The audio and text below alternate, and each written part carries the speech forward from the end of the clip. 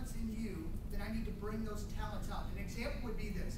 Years ago, I was working on a project, which was a retail store down in New Prague, Minnesota. Before New Prague basically has become almost an outer suburb. Then it was kind of far out. We had a store manager that we were going to take into this retail location. We were going to gut out the store, remodel it, and then he was going to take it and run it. We've been training him for years to do this role. Right after we acquired the store, right before we went in to do the remodel, he comes to me and says, I've decided I want to move to Florida. See you later, Dave. Thanks a lot, Tim. The people that I was working with at the time said that there was no one in that town that could take that role over.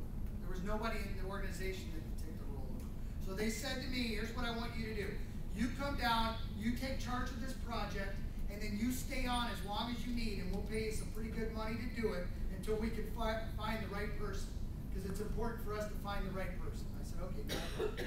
I went down there, and what I discovered on our staff, there was a young lady that had just had a new baby named Jeannie, who had worked at the store for a long time. Very talented person. I went to the ownership, and I said, you got Jeannie here, she would be great. Oh, we've already approached her. She'll never, ever do it. Don't even try. I said, well, why don't you let me talk to her? I went to her, I said, Jeannie, you have these unique talents. You have the experience. You would be great at this. What is holding you back? And she says, well, I couldn't do it. I'd fail. I said, how about this? How about I guarantee your success? I will make sure you don't fail. I guarantee your success. Well, I said, little baby, I don't want to work a lot of hours. You pick out whatever hours you want. You tell me what you want to work, and you can do it. That was in 1991. Some of the people in that town were a little bit backwards in their thinking, because I remember them coming to me going, how can you put a woman in that role? Yeah, can you believe that? I said, because she's more qualified than any man I know. I think I lasted about 2 months before the owners came to me and said, hey, nice work, we don't need you anymore. Jeannie's doing great. See ya. Along your lines. I found that right person, and then I helped develop that person. And that's what we do as leaders. What we don't do is what? I like what Greg said too, where you get collective buy-in from the team, and you get everybody sharing. I had a guy in one of my seminars tell me that his mentor was a guy named Hank. And he said what he loved about Hank is he'd get everybody in the group together, and he said he'd use all of our ideas and get buy-in from all of us. He said Hank retired and I took over his role.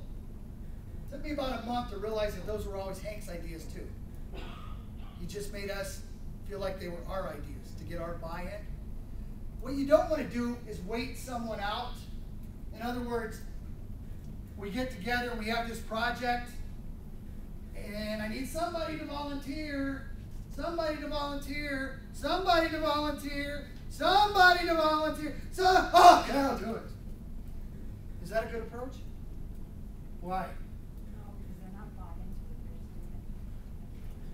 it. Can you say that again? They're doing it not because they're bought into it. They just want you to stop. Yeah. And they feel guilty maybe. Sometimes that will happen with my relators. Because they don't want to let anybody down, and somebody has to do it, and I'll take that role over. So what's going to happen when you do it that way? What's going to happen to your project? It's going to fail in most cases. How do you go backwards and get somebody to buy in? So what you're saying, part of that question is, that person's already in the role. Now how do we go back and get them to buy in and motivate them to really take over, take ownership? Especially when everybody else is kind of being negative. Is that correct? Or can be? How do you do it? Anybody have ideas? Encourage, reward, let them know they're doing a great job. Encourage, reward. I like that. I like that. You could still go back to them